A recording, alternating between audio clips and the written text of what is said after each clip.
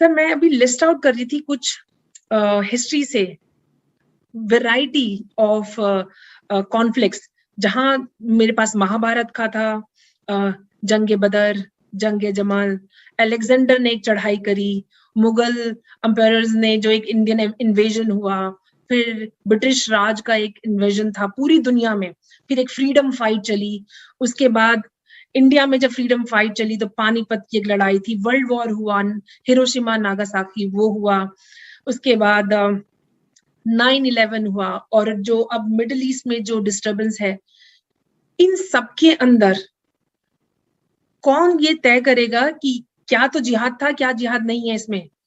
مجھے لگتا ہے کہ ساری جو ایک دار و مدار ہے وہ انٹینشنز پہ ہے، انٹینشن کا جہاد پر امپیکٹ. سر اس کو ریلیٹ کر سکتے ہیں کہ کیا انٹینشن ہے؟ فار ایگزامپل جیسے میں نے بتایا ورلڈ وار ہوئی، ہیروشیما ناگاساکی، وہ جہاد تھا، وہ دھرم یدھ تھا، وہ ہولی وار تھی، وہ پاور تھی، وہ پالیٹکس تھی، وہ یہ سارے اتنے بڑے جو ہسٹوریکل میساکرز ہوئے، قتل عام ہوا، وہ سب بلیک لسٹ سے ہٹ کے صرف ایک یہ جو جہاد ہے وہ ایک بلیک کیٹ کیسے بن گیا؟ سر اس کے بارے میں اگر آپ کچھ پلیز ایڈ کرنا چاہیں. جی گزارش کروں کہ اصل میں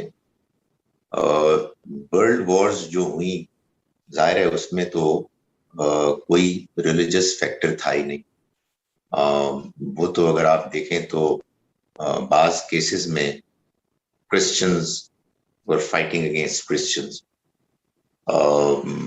اور مگر یہ بات ضرور ہے کہ ان دو بڑی جنگوں میں بہت بڑی تعداد میں انسانوں کے قتل عام کے بعد ویسٹرن یورپ نے، بلکہ پورے یورپ نے اس بات کو سمجھ لیا کہ جنگ کتنی بری چیز ہے. جنگ تو اصل میں وہ کھیل ہے جس میں انسانی جانیں لی جاتی، اس سے برا کوئی کھیل ہو نہیں سکتا. آپ نے انٹینشن کی بات کی تو دیکھیے، اگر مجھ پر کوئی حملہ آور ہوتا ہے اور میں اپنے آپ کو ڈیفینڈ کرتا ہوں اور اپنے آس پاس کے لوگوں کو بھی ڈیفینڈ کرتا ہوں تو انٹینشنز بالکل واضح ہیں. اصل تو سوال پیدا ہوتا ہے کہ جب میں ایگریسو ہوتا ہوں، میں دوسروں پر حملہ آور ہوتا ہوں، اس میں انٹینشن اہم ہے، مگر انٹینشن سے پہلے یہ چیز ڈیفائن ہونی ضروری ہے کہ بھائی کن موقعوں پر آپ جنگ کر سکتے ہیں.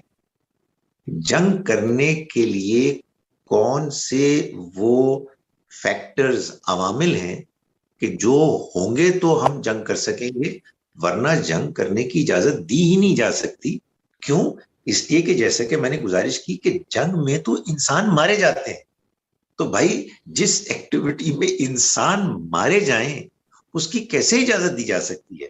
سوائے اس کے کہ جو آپ نے بالکل صحیح رائٹلی آپ نے کہا کہ جنگ کے علاوہ تمام آپشنز ختم ہو جائیں، کوئی اور چارہ ہی نہ رہے.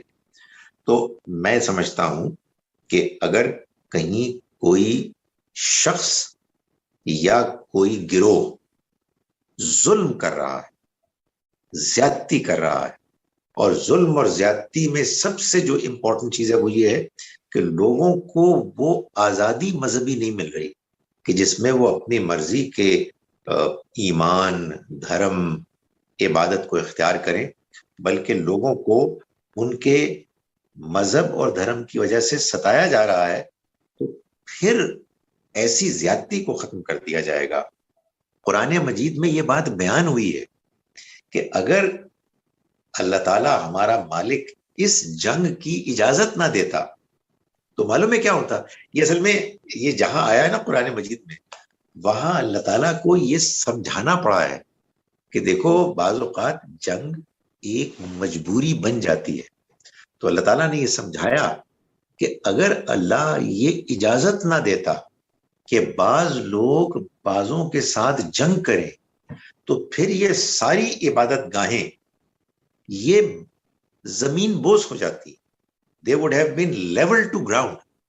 وہ عبادت گاہیں جب اللہ تعالیٰ نے گنوائی ہیں تو اس میں صرف مسجدوں کا ذکر نہیں کیا، بلکہ کنیسوں کا، کلیسوں کا، اور جو مونیسٹریز ہیں سب کا ذکر کیا ہے، اس لیے کہ ان میں ہمارے مالک کا ذکر ہوتا ہے. ٹھیک ہے لوگوں میں آپس میں اختلاف ہے، اس اختلاف کو پیسفلی پولائٹلی ڈسکس کیا جائے گا، لیکن یہ جنگ اتنی بری چیز ہے کہ اگر آپ اس کے خلاف نہیں کھڑے ہوتے اور بعض جنگجو لوگ، لٹیرے، ظالم، اگر ان کو آپ ان کی مرضی کرنے دیتے ہیں تو پھر دنیا میں کہیں امن نہیں ہوگا، کوئی نہیں بچے گا. حد یہ ہے کہ اللہ کی عبادت گاہیں بھی ختم کر دی جائیں گی. سو یہ ایک مجبوری ہے. اس میں انٹینشن یہاں آئے گی کہ اگر میں اس مقصد کے لیے لڑ رہا ہوں کہ مجھے کسی کو یہ اختیار نہیں دینا کہ وہ اللہ کی بنائی ہوئی، مالک کی بنائی ہوئی اس دنیا میں امن کو ختم کرے اور لوگوں کی آزادی کو چھینے، تو مجھے اپنے مالک کو راضی کرنے کے لیے یہ جنگ لڑ.